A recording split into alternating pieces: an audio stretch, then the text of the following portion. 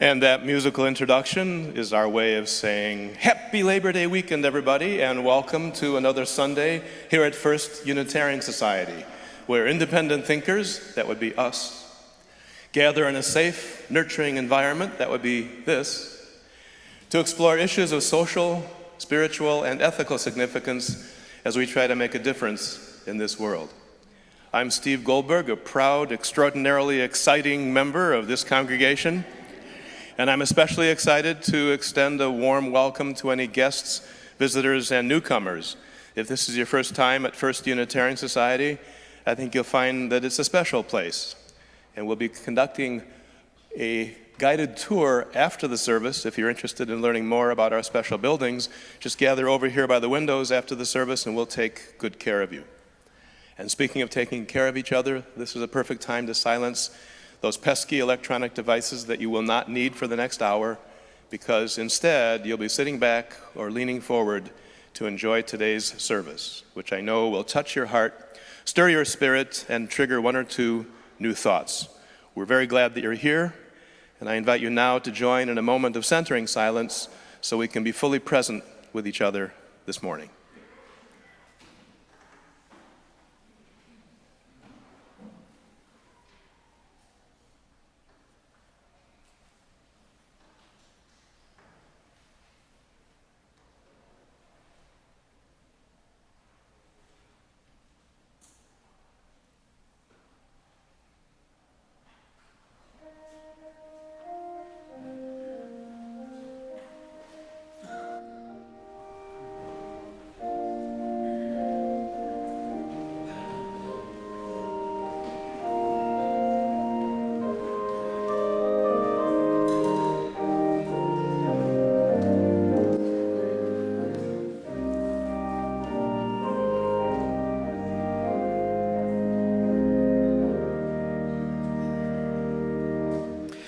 Be thou my vision, O God of my heart, not be all else to me save that thou art.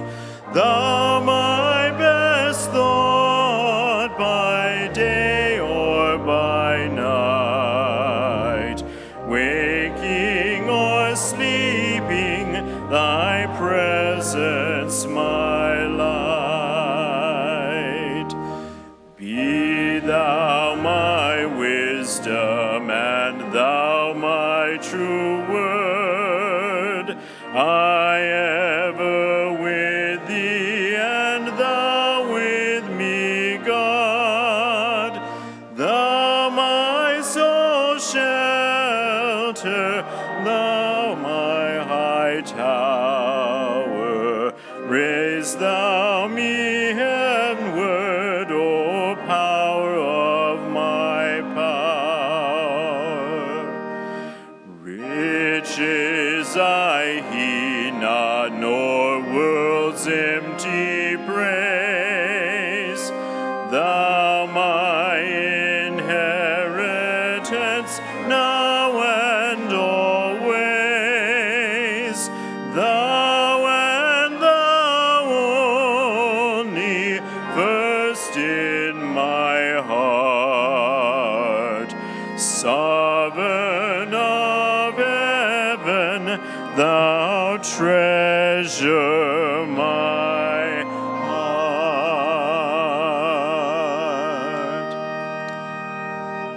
Remaining standing for our opening words and the lighting of our chalice. As we gather this Labor Day weekend, we invoke the deeper connections between matters of the Spirit and the work done by all those who labor in our world. And so many of our sources of wisdom call us to heed these connections from our principles themselves, the inherent worth and dignity of every person, justice, equity, compassion in human relations, and the interconnected web of all existence of which we are a part.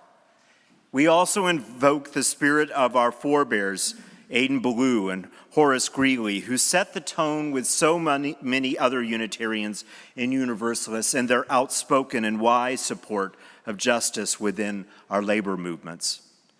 And as we come together this morning, we invoke Jacob Trapp's words that recalls to worship is to work with dedication and skill. To worship is to pause from work and listen to a strain of music.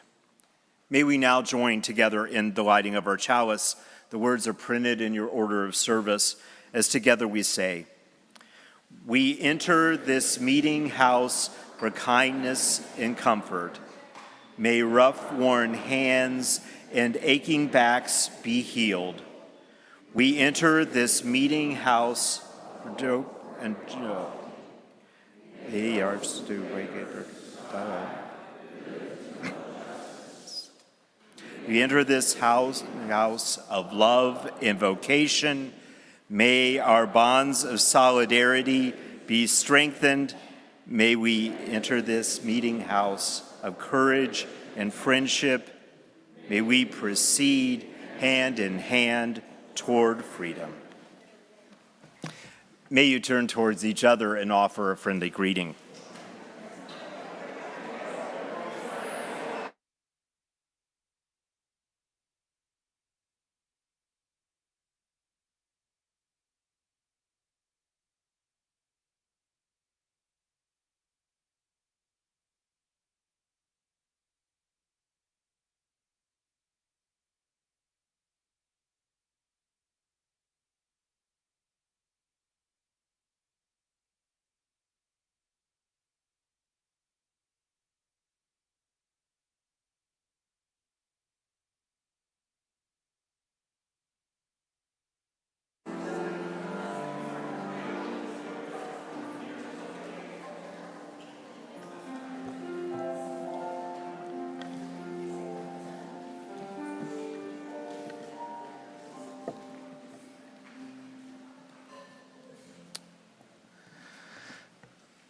For this Labor Day, we decided to do a special time of lifting up the importance of our connection with labor, those that work, and how it really highlights the interdependence that is such an important part of who we are.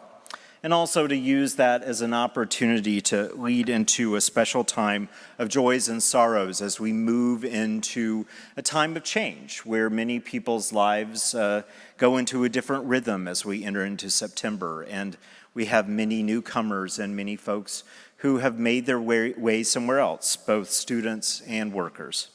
And so for just a moment, I invite you, before we move into joys and sorrows, to take a moment to really center yourself here, to find a way of sitting in the seat that feels balanced, and if you're comfortable doing so, for both of your legs, your feet to connect with the earth itself, to deeply center yourself and ground yourself with the planet Earth. And for just a moment, I invite you, if you're comfortable to do so, to close your eyes and to let your breath bring you into this space fully. With each breath, may you invite in the very gift of life and hold it within your body as a blessing. And as you breathe out, may you offer that blessing and that life forward to all. Each breath bringing you more fully present in this time and place.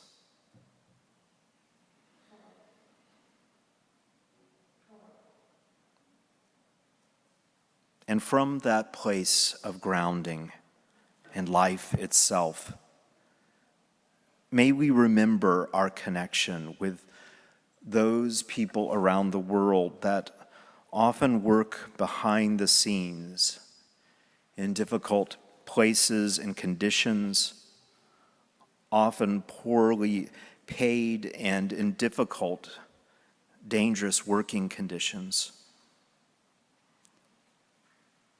May we remember that in order for any event in our life, from the food that we eat, the homes where we live, all that we do throughout the day, there are thousands of people connected with our lives. May we indeed offer them the blessing of healing for their hands and their backs given to hard work. May we indeed find new ways to offer justice to all workers around the world. May we indeed pull from a deep spirit of love and our own calling to feel connected with all people in their journey.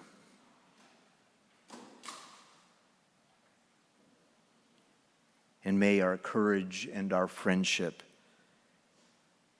bond us in the continuing work of freedom and justice.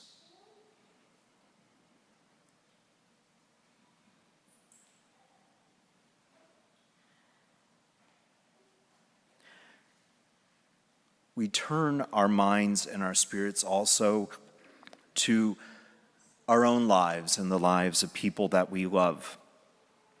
In a few moments, we will invite you, if you would like to do so, to come forward and light a candle to represent either that joy or sorrow. You are invited as you come forward to use the microphone that will be provided by our lay minister, Ann Smiley. Introduce yourself and briefly share a message.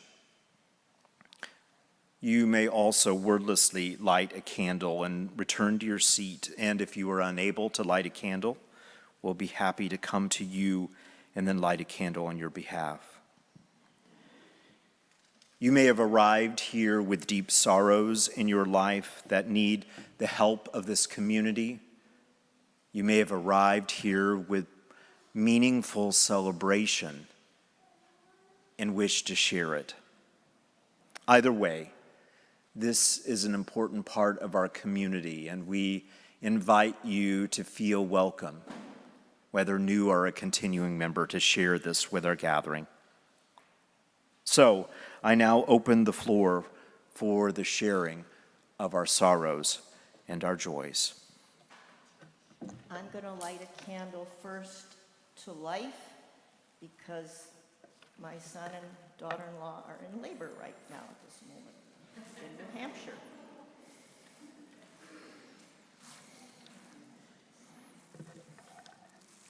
I'm happy that my new teacher is very nice and school is going to start soon, so I'm just really happy about that.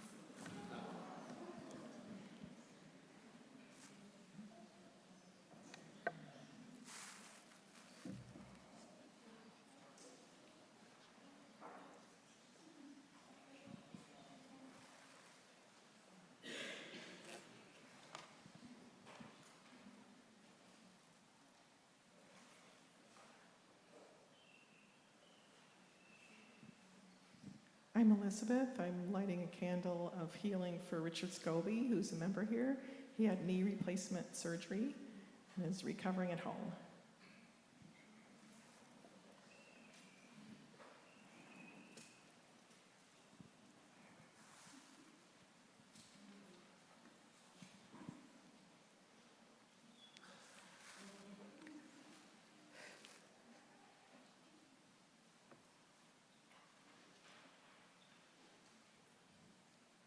I'm lighting this candle for my teacher. I like how she is nice, and I hope she be nice forever.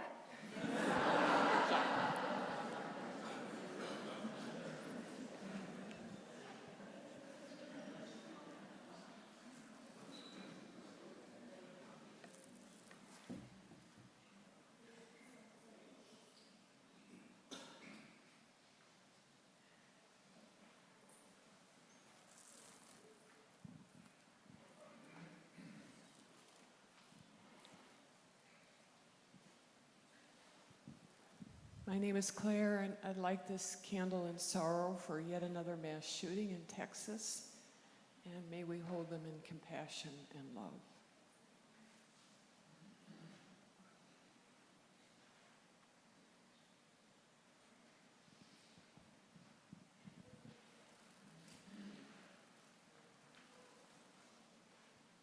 I'm Muhang. I'm lighting this candle for my mom who visited me after a year from China, and she also imported my dog from China here.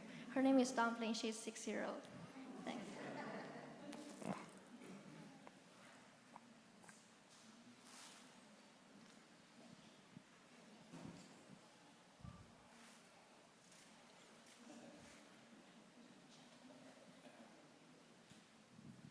We are 3 weeks away from our next daughter, and there's a lot of work left to do, but we've done a lot of work too, and we're very excited.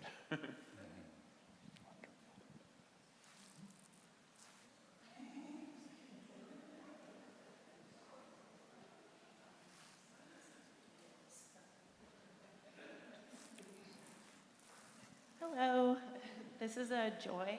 My partner and I just relocated to Madison 2 weeks ago. We've been global nomads since last March and are very happy to not be living out of our tent anymore. So we have a car.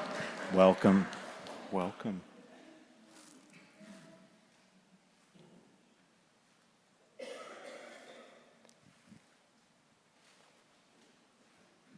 So speaking of moving, this is in celebration of my son Max Goldberg. I had the joy of moving him to Chicago this week, where he's enrolled in the photography program at Columbia College, Chicago.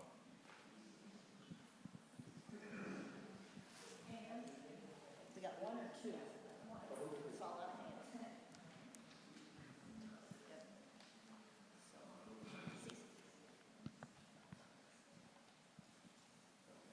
Good morning.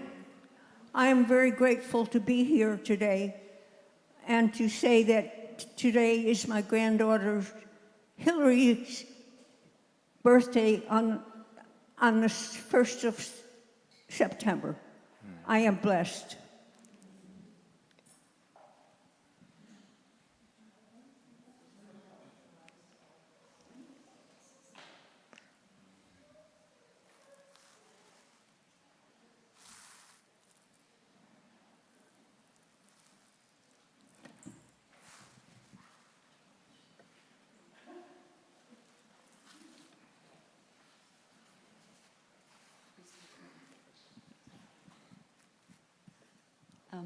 I'm Brenda Warren, and I just moved here 2 weeks ago from Tennessee. You may can tell from my accent. But my son and daughter-in-law and grandchildren are here, but I have to say I'm really homesick for Tennessee, even though it's a great city. I visited them for the past 14 years, once a year. But I am homesick for Tennessee. So that's why I'm lighting the candle. Thank you.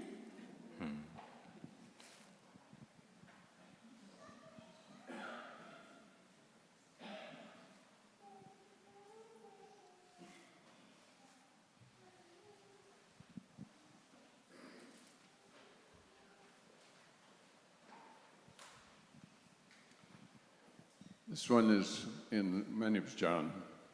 This one is in sorrow for the loss of the biodiversity that is occurring as we sit here, particularly the Amazon and other precious places on our planet that are certainly at risk.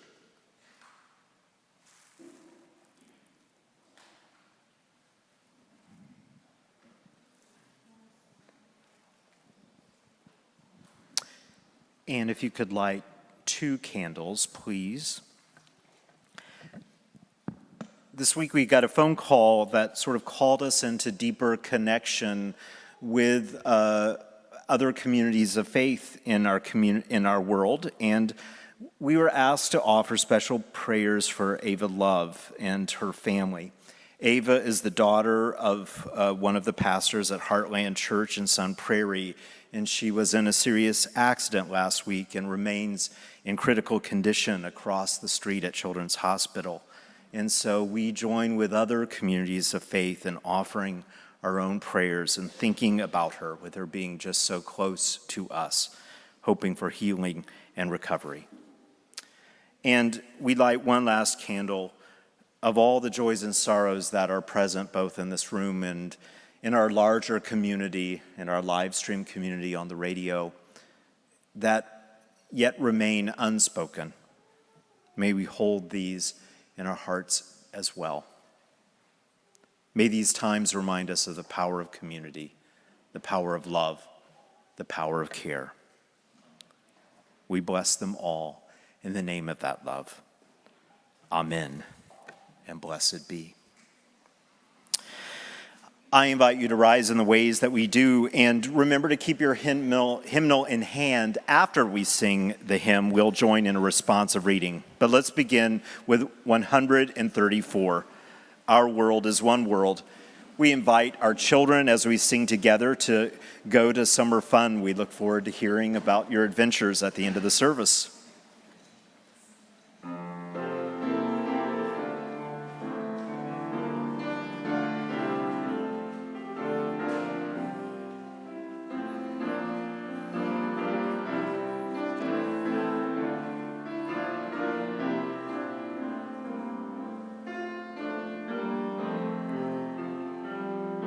Our world is one world. What touches one affects us all. The seas that wash us round about, the clouds that cover us, the rains that fall. Our world is one world. The thoughts we think affect us all. The way we build our attitudes with love or hate we make a bridge or wall. Our world is one world. Its ways of wealth affect us all. The way we spend, the way we share, who are the rich or poor, who stand or fall.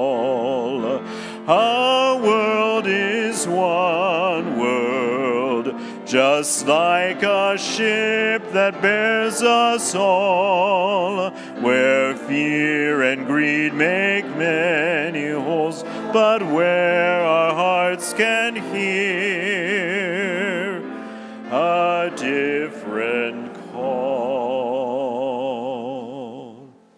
And now if you will turn to the back of your hymnal, number 567. 567. We will turn to the poetry of Marge Piercy. And I invite you to respond in the italicized portion of the text. I want to be with people who submerge in the task, who go into the fields to harvest and work in a row and pass the bag along, who stand in the line and haul in their places, who are not parlor generals and field deserters, but move in a common rhythm when the food must come in or the fire be put out. The work of the world is common as mud. Botched, it smears the hand, crumbles to dust.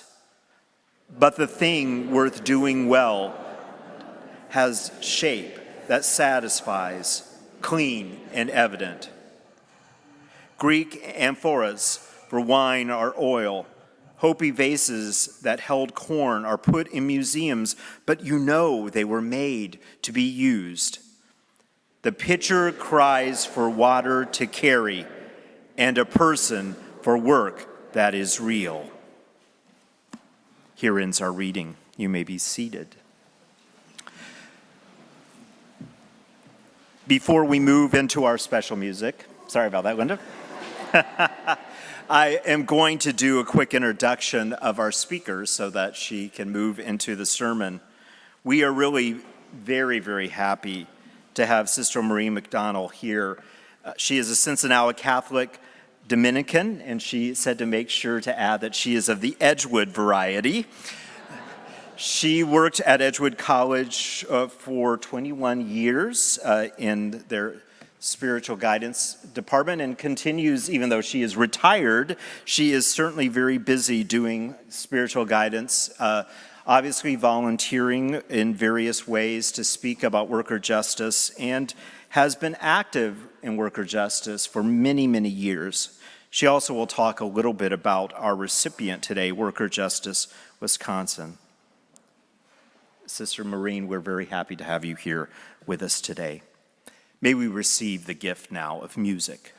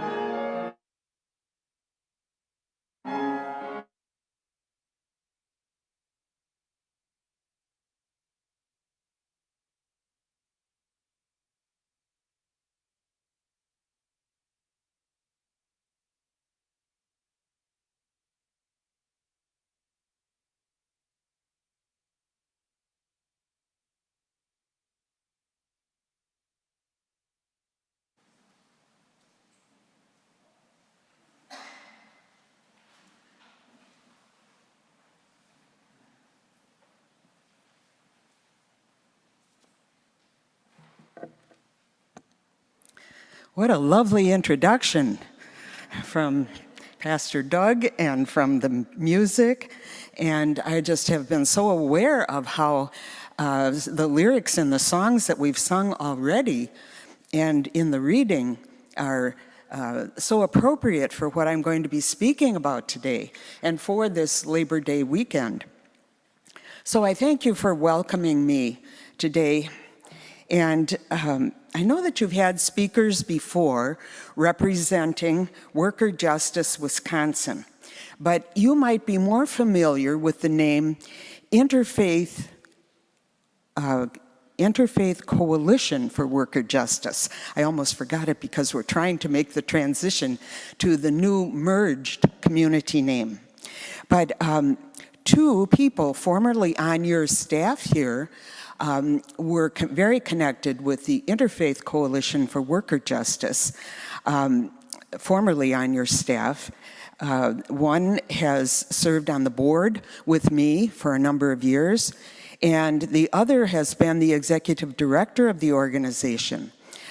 So your former senior minister, Michael Schuler, served on that board with me a few years ago, and Becky Schiegel, who was your Peace and Justice Coordinator here, was both the executive director herself, and before that, for a number of years, was the assistant to a different executive director.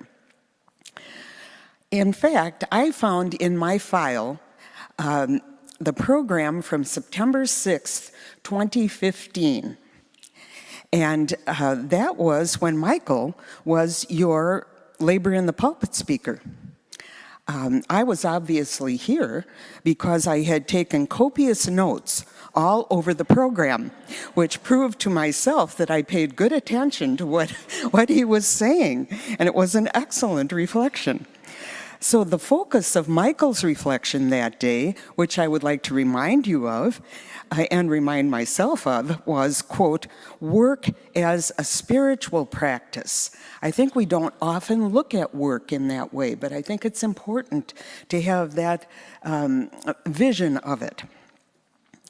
He says, this is the gist of my notes from Michael's talk 4 years ago. A worker can make her or his work a spiritual practice by making of an ordinary job something extraordinary. I really like that. Making of an ordinary job something extraordinary. How does one do that? First, by consciously setting an intention for one's work. So let's take a few moments right now within ourselves to think about what your own intention might be for the work that you do now, either a paid job or at home on behalf of your family or others with whom you live, or as a student, a parent, grandparents. Ask yourself, what could be an what could be an intention that you make for yourself in the work that you do right now?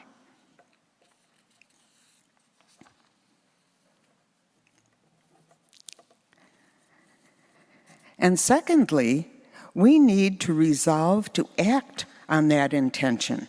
Otherwise, it won't matter what we intend if we don't act upon it. Then, according to Michael, the third aspect is we try to do our work with mindfulness. Sometimes a small break in the midst of work can help us remember that intention and call it back to mind and renew it. It might only take 30 seconds, but if we're thinking of the intention for which we're doing this work, it sometimes can help us a lot as we move through the work. And finally, we send out messages to the world as we work. We can communicate love or suffering or compassion or boredom. We choose what we communicate about our work and about the world. So, great thanks to Michael for his thoughts on work as a spiritual practice. Before we go any further, I'd like to share a little bit. Doug has shared what I was thinking of sharing about myself, and that is quite sufficient. But I would like to say, too, that I served on the board for ICWJ for about 7 years until the beginning of 2018.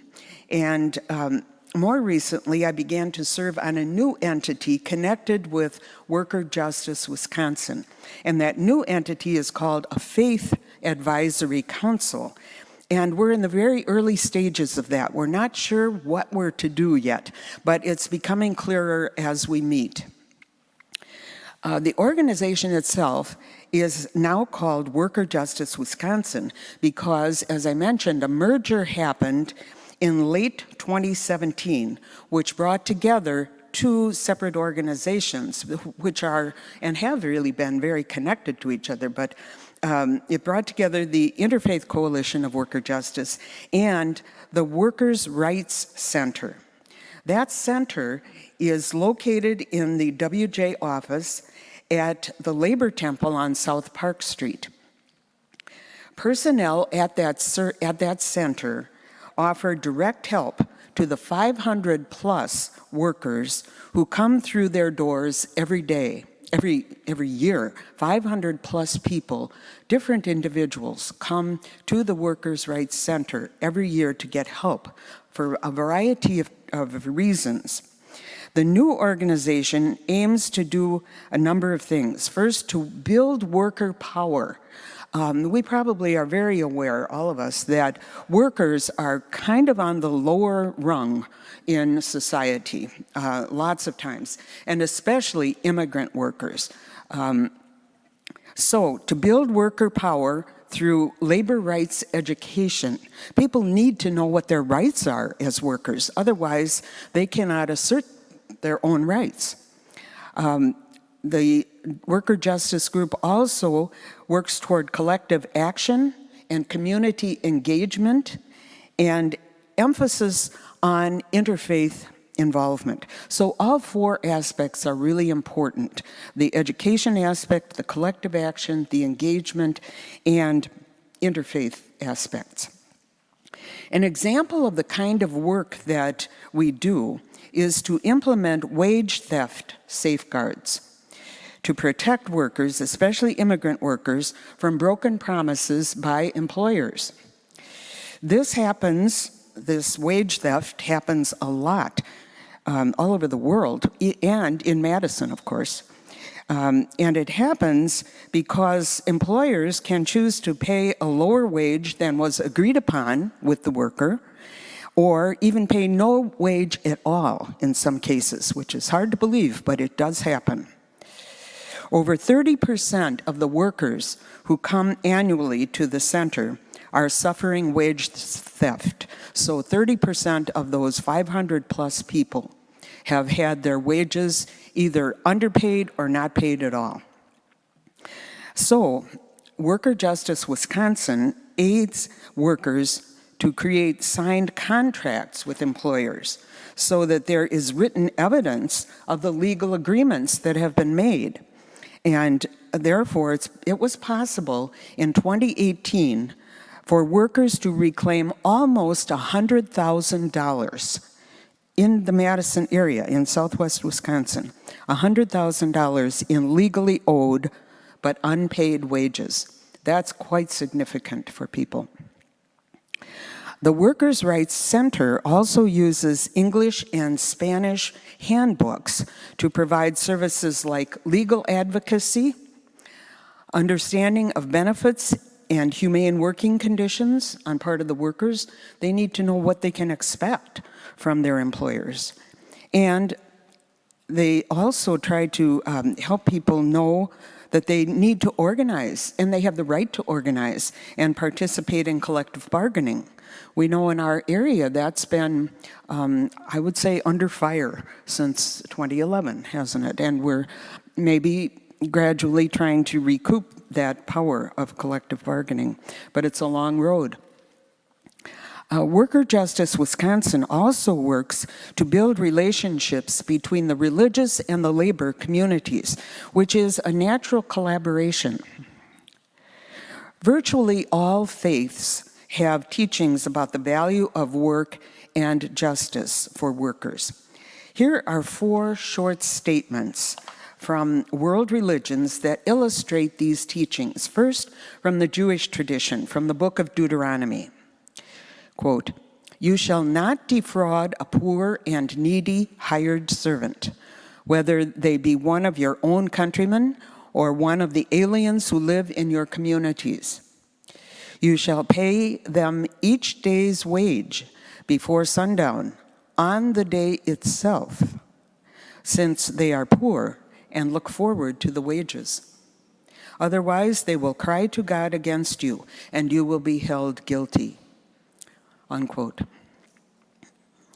Next, from the letter of James from the Christian tradition, quote, "Listen, the wages of the laborers who mowed your fields, which you kept back by fraud, cry out, and the cries of the harvesters have reached the ears of the God of hosts." Unquote.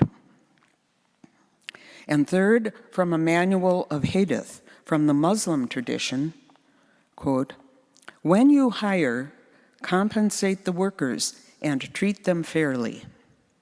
Unquote.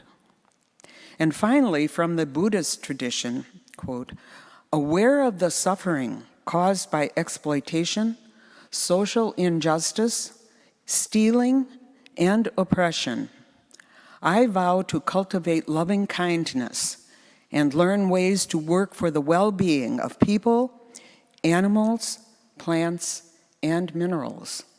Unquote. I think each of us tries to figure out how we, as people of faith, live out our beliefs about service to others, and especially to those with very little voice and power.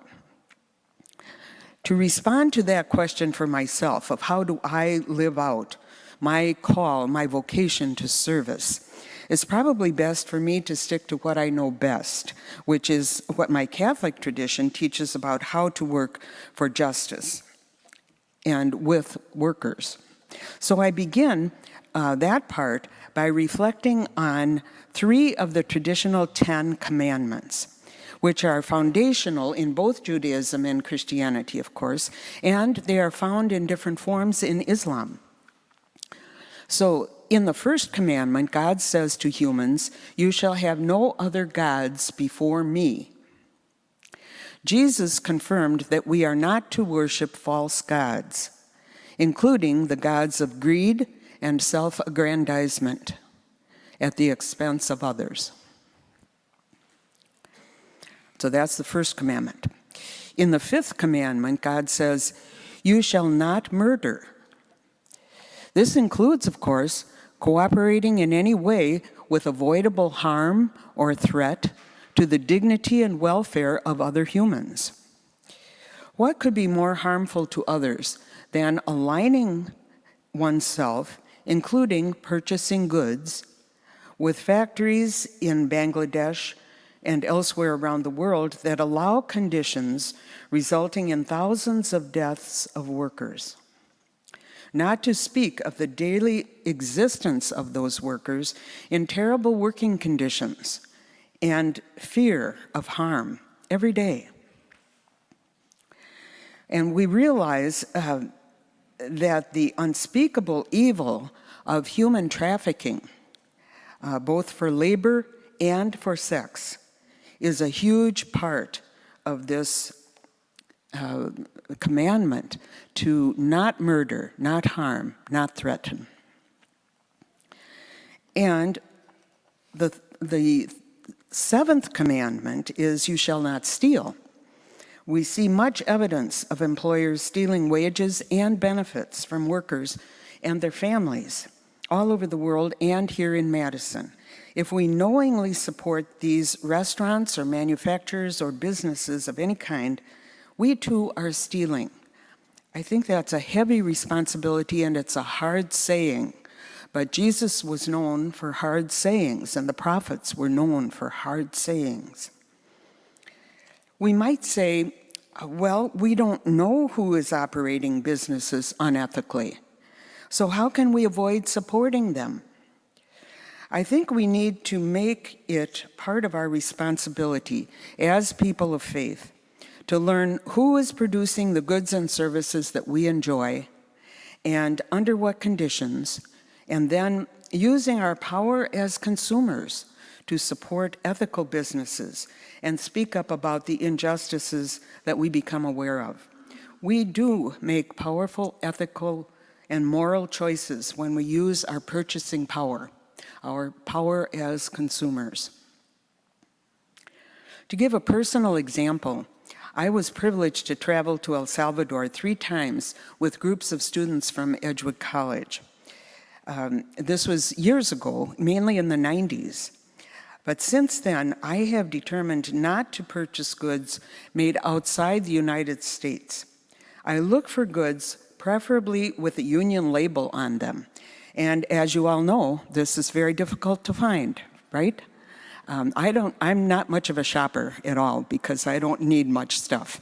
But when I go looking for something, I can hardly find something made in the United States. And I'm sorry to say that possibly there are some sweatshop conditions in the United States. But if they are union made, I think it's usually a pretty good indication that it's made under just conditions. So, if you checked my closet, you would find some clothing with labels indicating that it was made outside the United States. But I can say that I hardly ever purchase new clothing, choosing instead to shop at St. Vincent de Paul. So, you know, always a fashion plate. I really pride myself on that. But reusing and recycling are my purposes in shopping at St. Vincent de Paul, reusing, recycling, as well as helping a very good organization, one that I trust.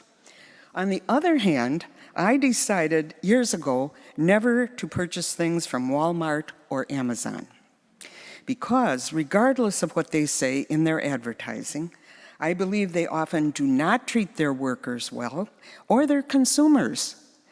And they hurt smaller businesses because of their giant size and their ability to undercut prices. So this is a complex issue. This one choice that we make as consumers is very complex. And I do not mean to place any guilt on anyone else. This is my responsibility. And I just want to share with you a little bit of my decision making as I go about being a consumer. And of course, I do not do this perfectly, but I am moving toward being more just in my own purchasing practices. And finally, I would like to spend a little time on the long but not well-known tradition of Catholic social teaching. Even many Catholics have no idea of the 130-year tradition of Catholic social teaching, which is, it always makes me sad to think about that, because these 7 major themes are so important, and they would make such a difference in the world if we were to really live by them. So I'm not going to speak on all 7, but I'm going to take 3 that I think are very specifically related to workers and to worker justice. The first one is about the dignity of work and the rights of workers. And that teaching states that the economy must serve people, not the other way around.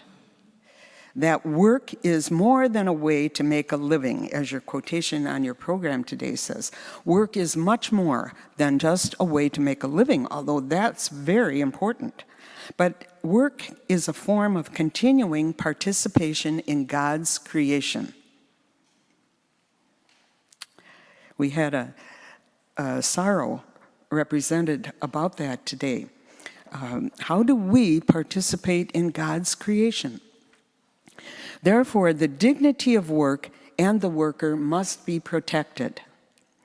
That is done by ensuring the right to productive work, to decent and fair wages, to the organization and joining of unions, to private property, and to economic initiative. All of this is meant to promote the common good. I think just those 2 words, the common good, is essential to remember about all of life, but specifically how are workers treated. A second theme of Catholic social teaching that I'd like to briefly speak about is solidarity. We are one human family, whatever our differences. And as the world gets more and more interconnected and interdependent, we become more and more aware of the need for solidarity and how we affect each other. Loving our neighbor as we love ourselves has global dimensions in this shrinking world, where we are all interconnected. And at the core of solidarity is the pursuit of justice and peace. And again, the common good. And finally, there's the theme of the life and dignity of the human person. This is the foundation for a moral vision for society. The bottom line is that every person is precious, made in the image of God. All persons are more important than things. All persons are more important than things. The measure of every institution is whether it threatens or enhances the life and dignity of every human person, especially the poorest and most vulnerable. Again, the common good. And we see threats to this on all sides, don't we?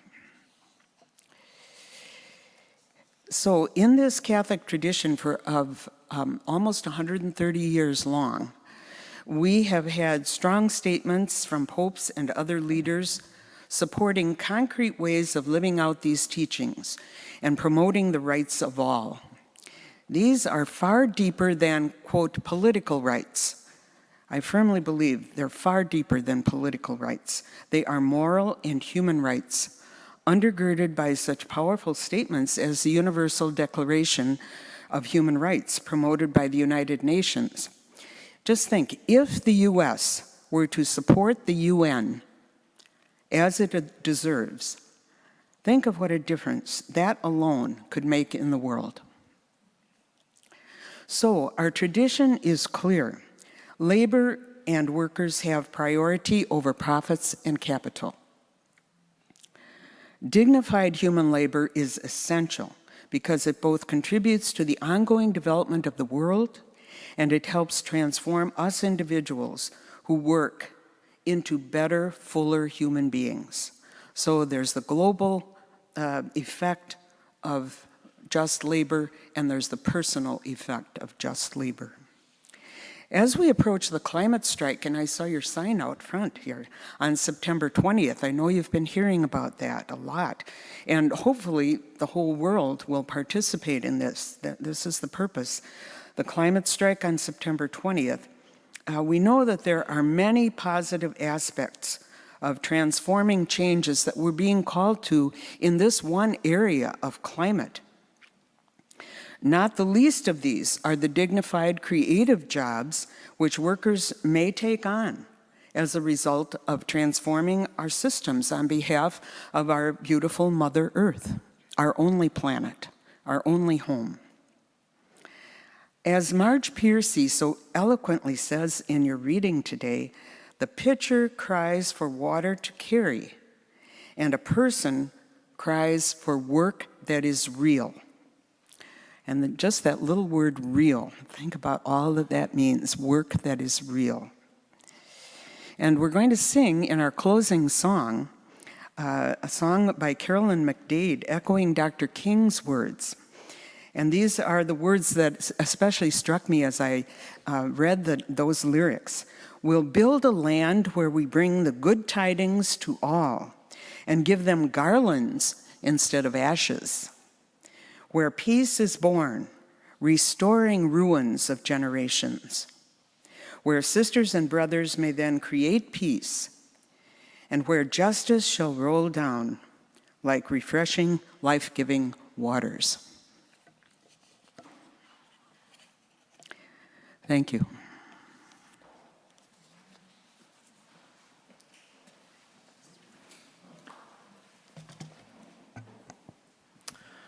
Bravo, Sister Maureen. Your words and your authentic presence speak volumes in a time where we really need to remember how deeply connected we are. So I remind you as we move into our time of offering that 50% of the offering will go to Workers' Justice Wisconsin. You've heard a lot about their work and how essential, especially now, that attention is. So as we give and receive the offering, may that deep sense of interconnection and justice inspire our generosity. So may it be.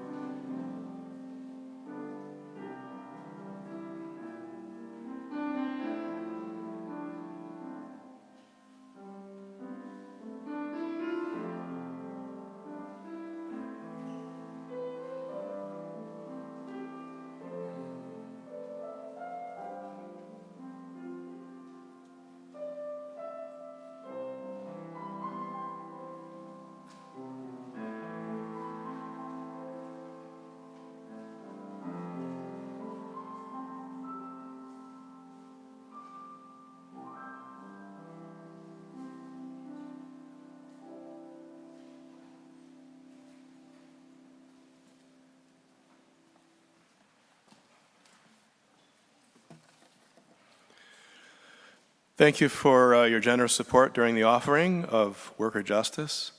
And speaking of workers and all they do to make things possible and smooth, we get to thank our volunteer workers for their effort to make this service run smoothly.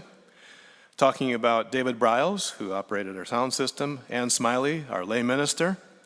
Thank you also to Claire Box and Joyce Carey for greeting us upstairs as we arrived this morning. Thank you to our ushers, Liza Monroe, Dick Goldberg, Pamela McMullen, and Wally Brinkman. It takes 4 ushers to deal with this unruly crowd. Karen Rose Gredler is staffing the welcome table in the Commons during our hospitality hour.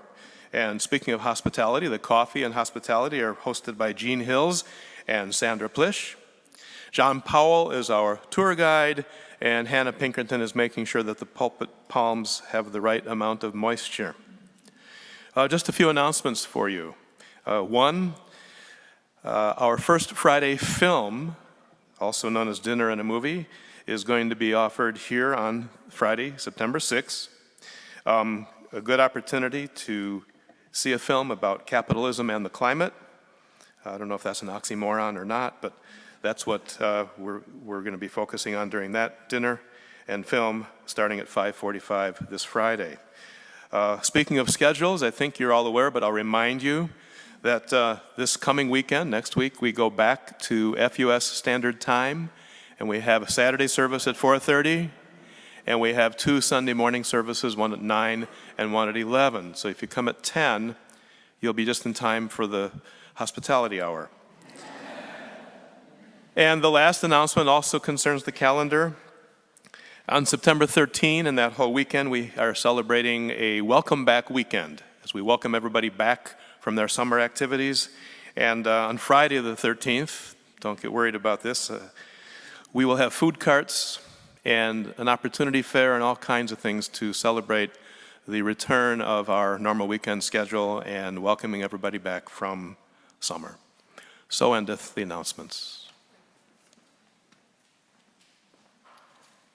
Thank you, Steve. May we rise in all the ways that we do and join our voices together in hymn number 121, We'll Build a Land.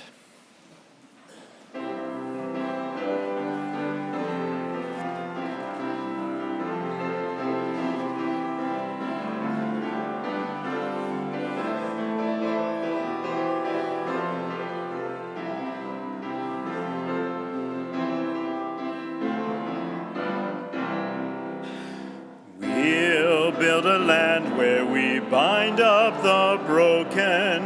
We'll build a land where the captives go free, where the oil of gladness dissolves all mourning.